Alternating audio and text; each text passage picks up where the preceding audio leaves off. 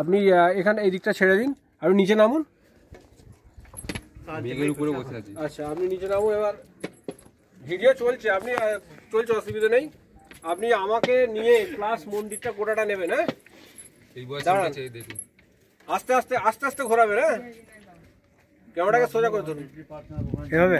হ্যাঁ এইদিকে হরাইজন্টালি এভাবে উল্টে গেল, মালটা উল্টে গেল তো। আমি এই ওইকেই তো যাওয়া যেতেছে। এইভাবে ধরবেন। হ্যাঁ হ্যাঁ এইভাবে ধরবেন। দাঁড়ান, পুরো মন্দিরকে নিয়ে আপনি আমাকে নিয়ে ধরবেন, ঠিক আছে? এদিক থেকে শুরু করুন, একদম পুরো মন্দিরের ওমাতা পর্যন্ত ঘোরাবেন আস্তে আস্তে। চলুন।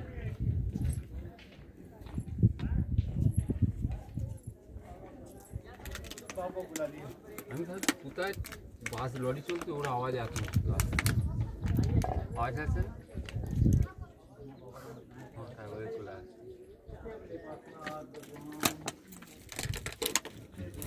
Thank you. দাঁড়াবারটা নিচে দিক নিচে ওটাকে নিয়ে নিয়ে দিন। ওকে ওকে, এবার তুমি আমাকে পাঠিয়ে দেবে। বসে আছে আমরা পুরো মেঘের রাজ্যে, মেঘের উচ্চতায় আমরা উঠে পড়েছি। মেঘ আমাদের নিচেও আছে, নিচে বসি, নিচে গিয়ে বসি। মেঘ আমাদের নিচেও আছে। এখান থেকে বসি না, এখান থেকে ভালো লাগে সবটা দেখতে। দূরের পাহাড় আস্তে আস্তে মেঘের মধ্যে সব ঢেকে যাচ্ছে। উঠে বললেন আমাদের শোনা আসছে। দূরে মধুবন শহর দেখা যাচ্ছে, কিন্তু এখান থেকে ভালো বোঝা যাবে কিনা আমি তো বুঝতেই পারছি না, যে জুম করলে বোঝা যাবে কিনা। দেখি জুম করে দেখি।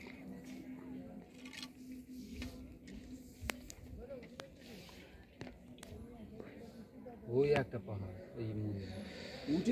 আমি নিজেই দেখতে পাচ্ছি না, অন্ধকার লাগছে, আলো খুব কম। মধুবন শহরটা নিচে দেখা যাচ্ছে। যদি আধ ঘন্টা না বসে